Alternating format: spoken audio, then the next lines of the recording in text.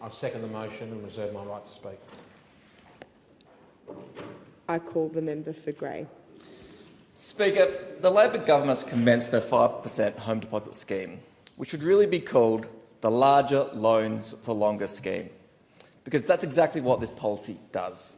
Drives up house prices, leaving first-home buyers paying massive loans for the rest of their lives. But don't take my word for it. Treasury modelling, property experts and economists alike are all sounding the alarm on this reckless scheme. Yet the government has put their blinkers on and dressed up this scheme as a win for first-home buyers. But the only winners are the banks. Now, you don't need an economics degree to understand the flaw of this scheme. It's the first economics principle that I learned in university, a concept understood by many Australians, but clearly not by Labor. Speaker, I seek leave to table this document. Is leave granted? No, leave. Speaker, supply and demand. Have you ever heard of it? When the demand of a good increases and the supply is not matched, the outcome is higher prices. And it's the same for supply. If you increase supply, the prices go down. It's allowing first-home buyers.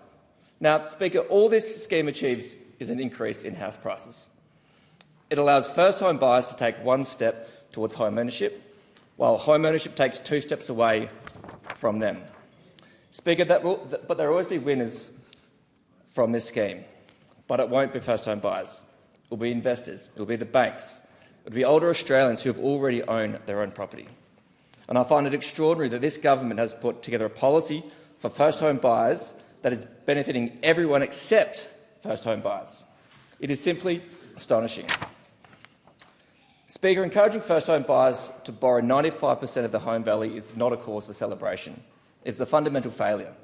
It is a failure from all levels of government, current and former, that we've got to this situation where young Australians must plunge themselves into a lifetime of debt just to own a place of their own.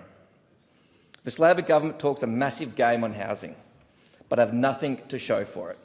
Instead of helping Australians into homes, they've buried the housing sector under 5,000 new regulations and delivered a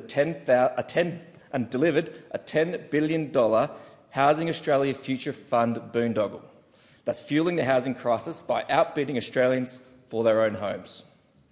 Now, the only way to address a housing shortage is to create supply. But since this government hasn't yet grappled with the concept of supply-side economics, I'd like to demonstrate and I'd like to acknowledge my economics teacher from high school, Mr Maguire. And he would say, increase right, increase right, increase right. When you increase supply to the right, prices go down. When you increase demand to the right, prices go up. Speaker, Labor's first home flop is a nightmare that's leaving younger Australians paying larger loans for longer. It's time for this government to do their economic homework and get on with the job, restoring the dream of home ownership. Thank you, Speaker. The question